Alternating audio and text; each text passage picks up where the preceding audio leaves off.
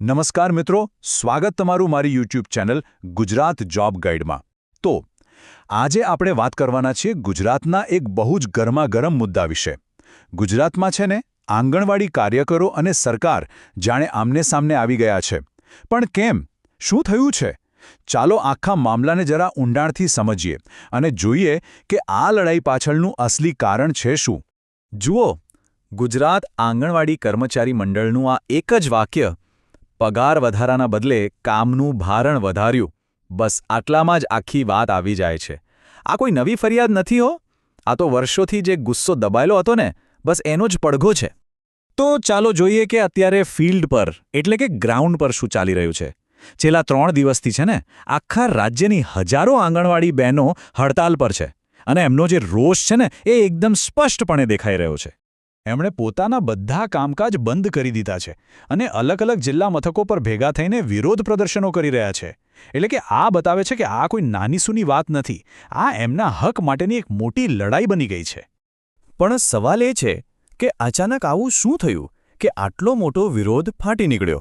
તો એનું કારણ છે એક નવો સરકારી પરિપત્ર, અને એમાં એમને એક એવું કામ સોંપવામાં આવ્યું છે જે સાંભળીને તમને પણ નવાઈ લાગશે। વાત એમ છે કે સુપ્રીમ કોર્ટે એક આદેશ આપેલો કે ભાઈ આ રખડતા શ્વાનોની સમસ્યાનું કંઈક કરો, એટલે સરકારને એમની ગણતરી કરવાની હતી। પણ પ્રશ્ન એ જ હતો કે આ કામ કરશે કોણ? અને સરકારે આખી જવાબદારી આંગણવાડી બહેનોના માથે નાખી દીધી। અને પાછું આ કામ કોઈ એક બે જગ્યાએ નથી કરવાનું, school, college, railway station, bus stand, બગીચાઓ, આ લિસ્તો જુઓ। વિચાર કરો, આ બધી જગ્યાઓ એમના રેગ્યુલર કામ કરતાં કેટલી અલગ અને કેટલી વિશાળ છે। અને વાત અહીં પૂરી નથી થતી। આ ગણતરી પૂરી કર્યા પછી એનો એક આખો રિપોર્ટ બનાવવાનો અને તાલુકાના પશુ ચિકિત્સા અધિકારીને જમા કરાવવાનો। મતલબ કે આ કોઈ સાઇડનું કામ નથી, આ તો એમના માથે એક નવો ઓફિશિયલ બોજ નાખી દેવામાં આવ્યો છે। પણ એક મિનિટ, આ શ્વાન ગણતરીનો મુદ્દો છે ને એ તો ખાલી એક તણખો છે। આ વિરોધની આખી આગ સમજવી હોય ને તો આપણે એમની જે જૂની ફરિયાદો છે, જે લાંબા સમયથી ચાલી રહી છે, એના પર પણ નજર નાખવી પડશે। આ સ્લાઇડ જુઓ, બધું ક્લિયર થઈ જશે। એક બાજુ છે એમનું મુખ્ય કામ, બાળકોનો વિકાસ, પોષણ, આરોગ્ય, અને બીજી બાજુ છે આ નવું કામ, રખડતા શ્વાનોની ગણતરી। ક્યાંય મેળ ખાય છે? બસ આ જ વાતનો એમને ગુસ્સો છે। પણ અહીંયા એક બહુ જ રસપ્રદ સવાલ ઊભો થાય છે, શું આ કામ આંગણવાડી બહેનોને સોંપાયું એ પહેલાં બીજા કોઈને આપવામાં આવ્યું હતું? આનો જવાબ જાણશો ને એટલે તમને આખો ખેલ સમજાઈ જશે। હવે આ આખો ઘટનાક્રમ જુઓ। સૌથી પહેલાં આ કામ આપ્યું તલાટીઓને, એમણે સીધી હડતાળની ધમકી આપી એટલે સરકાર પાછી હટી। પછી વારો આવ્યો શિક્ષકોનો, એમણે પણ જોરદાર વિરોધ કર્યો અને એ પરિપત્ર પણ પાછો ખેંચાઈ ગયો।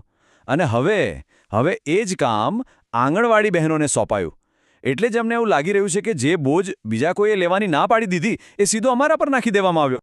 એટલે જ હવે આ લડાઈ ખાલી શ્વાન ગણતરી પૂરતી નથી રહી, આ તો હવે એમના પગાર, એમના કામને માન્યતા મળે એ માટેના એક મોટા સંઘર્ષનો ભાગ બની ગઈ છે। અને આ ઝીરો, આ આંકડો શું બતાવે છે ખબર છે? હાઈકોર્ટે એમના પગાર વધારા માટે આદેશ કર્યો હતો, પણ એ આદેશ પછી ખરેખર એમના પગારમાં કેટલો વધારો થયો? ઝીરો, શૂન્ય। તો પછી એમની હતાશા કેમ ના વધે, તમે જ કહો। અને હવે એમણે લડતને એક સ્ટેપ આગળ લઈ જવાની તૈયારી કરી લીધી છે। એમણે સરકારને સીધી ચીમકી આપી છે કે જો અમારી માંગો નહીં સ્વીકારાય તો અમે સીધા ગાંધીનગર પહોંચીશું અને વિધાનસભાનો ઘેરાવ કરીશું। તો હવે સવાલ એ છે કે આગળ શું? સરકાર અને આંગણવાડી કાર્યકરો, આ બંને વચ્ચેનો જે ટકરાવ છે એ હવે કઈ દિશામાં જશે? અહીંયા સ્થિતિ એકદમ સ્પષ્ટ છે। એક તરફ સરકાર છે જે કહે છે કે અમારે સુપ્રીમ કોર્ટનો આદેશ માનવો પડશે, અને બીજી તરફ કાર્યકરો છે જે કહે છે કે પગાર વધારો આપ્યા વગર અમારા પર આવો અયોગ્ય બોજ નાખી શકાય નહીં।